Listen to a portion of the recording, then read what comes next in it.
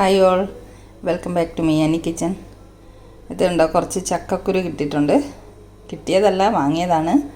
അപ്പം ഇതുകൊണ്ട് നമുക്ക് ചായയുടെ കൂടെ കഴിക്കാൻ വേണ്ടിയിട്ട് ഒരു സ്നാക്ക് ഉണ്ടാക്കാം. ഇത് ഞാൻ ഇന്നലെ രാത്രിയിൽ തോലൊക്കെ, അതിൻ്റെ പുറത്തെ വെളുത്ത തോലൊക്കെ കളഞ്ഞിട്ട് വെള്ളത്തിലിട്ട് വെച്ചതാണ്. അപ്പോൾ ഇത് നമുക്ക് ആദ്യം കുക്കറിലൊന്ന് വേവിച്ചെടുക്കാം.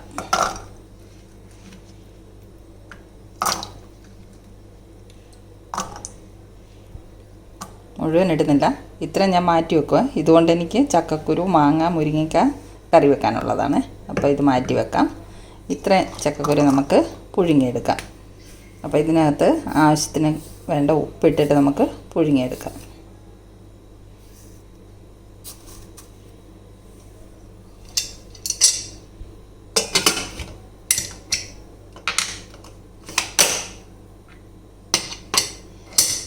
ഇത് നമുക്ക് പുഴുങ്ങിക്കൊണ്ടുവരാം.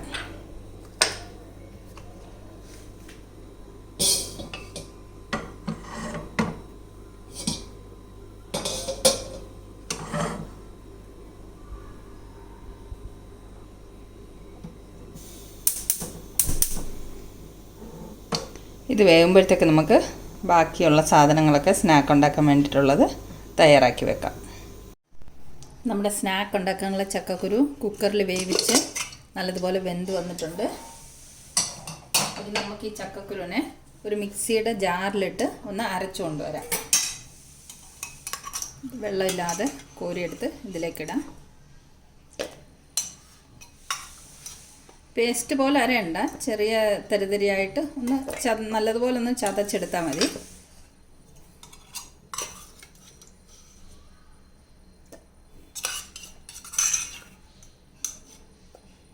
ഒരു വിസിൽ പോയി കഴിഞ്ഞപ്പോൾ ഒരു 2-3 മിനിറ്റ് സിമ്മിൽ വെച്ചിരുന്നു. അപ്പോഴത്തേക്ക് ഇത് വെന്ത് കിട്ടിയിട്ടുണ്ട്.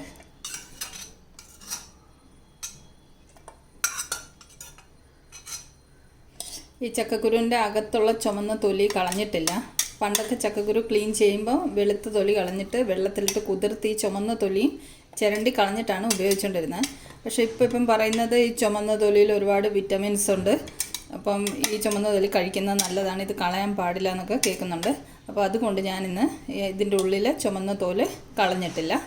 അപ്പോൾ ഇത് നമുക്കൊന്ന് ഇങ്ങനെ മിക്സിയിലിട്ട് അടിച്ച് കൊണ്ടുവരാം.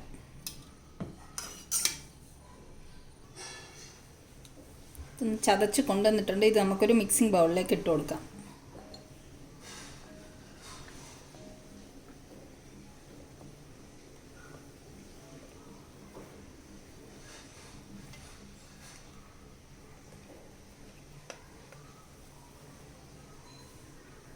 കുറച്ചൊക്കെ ഇതിൽ ചതയാതെ കിടക്കുന്നുണ്ട്.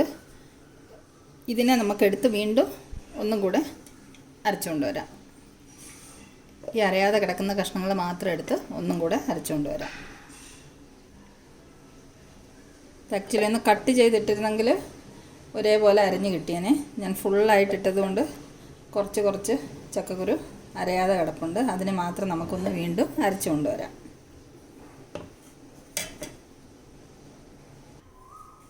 ബാക്കിയുള്ളതും കൂടെ ഞാൻ അരച്ച് കൊണ്ടുവന്നിട്ടുണ്ട്. അതും കൂടെ നമുക്ക് ഈ ബൗളിലേക്ക് ഇട്ട് കൊടുക്കാം.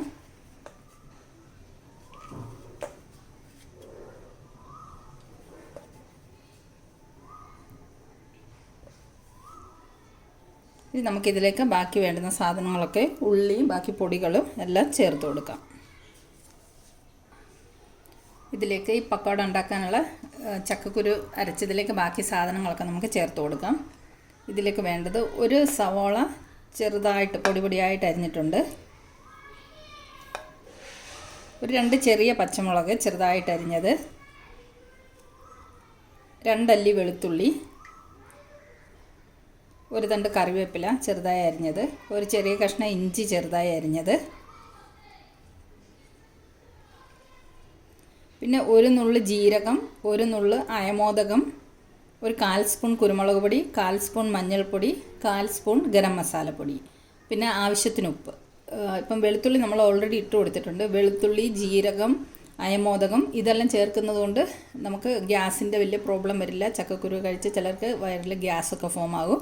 അപ്പോൾ ഇതൊക്കെ ചേർക്കുന്നതുകൊണ്ട് ഗ്യാസിൻ്റെ പ്രോബ്ലം വരാൻ ചാൻസസ് ഒത്തിരി കുറവാണ്. അപ്പോൾ ഇതെല്ലാം കൂടെ നമുക്ക് ഇതിലേക്ക് ഇട്ട് കൊടുക്കാം.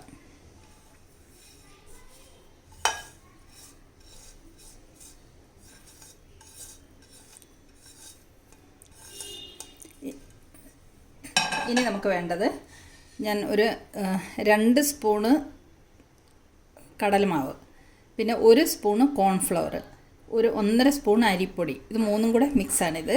ഇതും നമുക്ക് ഇതിലേക്ക് ഇട്ട് കൊടുക്കാം.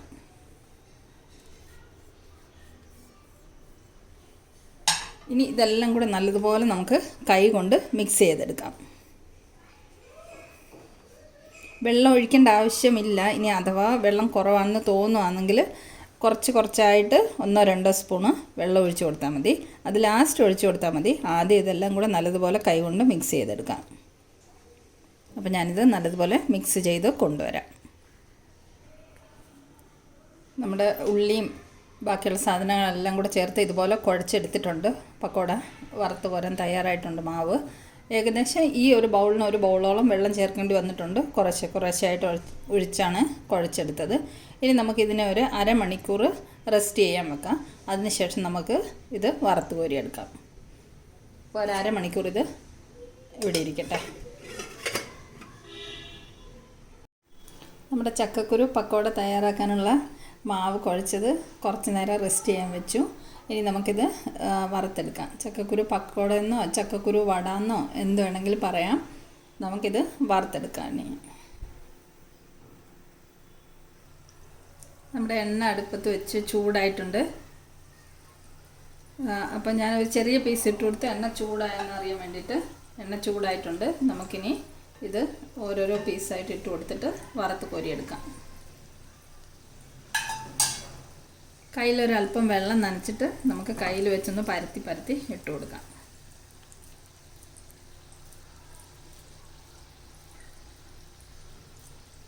ഇതുപോലെ ചെറിയ പീസുകളായിട്ട് എടുത്തിട്ട് ഒന്ന് ഉരുട്ടിയിട്ട് പിന്നെ കയ്യിൽ വെച്ചൊന്ന് പരത്തി ഇട്ട് കൊടുക്കാം.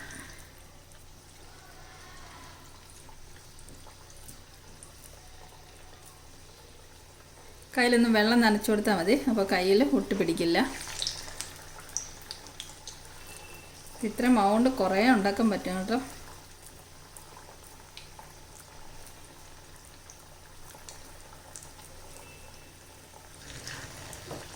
അപ്പോൾ ഇതെല്ലാം നമുക്ക് ഇതിലേക്ക് ഓരോന്നോരോന്നായി ഇട്ട് കൊടുക്കാം.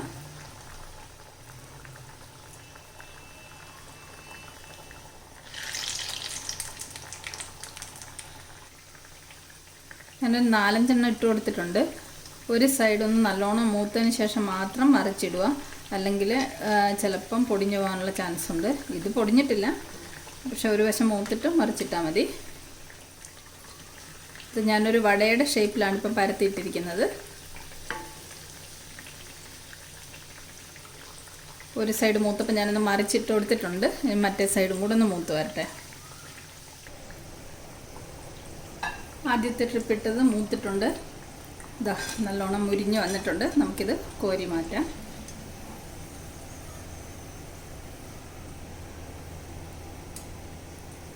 ഇതാ നല്ല സൂപ്പർ വട റെഡി ആയിട്ടുണ്ട്, ചക്കക്കുരു വട. ഇനി നമുക്ക് അടുത്ത ട്രിപ്പും കൂടെ ഇതുപോലെ തന്നെ ഇട്ട് വറുത്ത് കോരിയെടുക്കാം. ഇതിവിടെ ഇരിക്കട്ടെ. നമുക്ക് അടുത്ത ട്രിപ്പ് ഇട്ട് കൊടുക്കാം.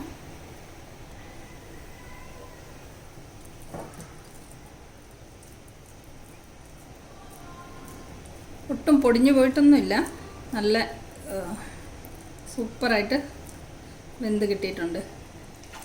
അടുത്ത ഇട്ട് കൊടുക്കാം.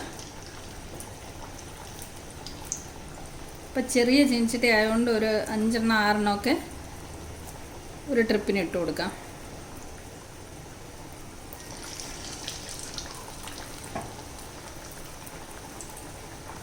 അപ്പോൾ ഇതും കൂടെ നമുക്കൊന്ന് വറുത്ത് കോരി എടുത്തുകൊണ്ട് വരാം.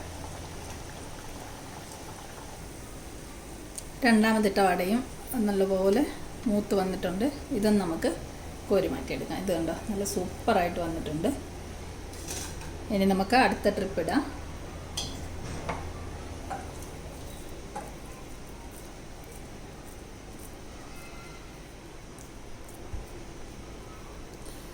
ഓരോ ട്രിപ്പ് ഒരു 5 മുതൽ 6 മിനിറ്റിനുള്ളിൽ മൂത്ത് വറുത്ത് കിട്ടുന്നുണ്ട്.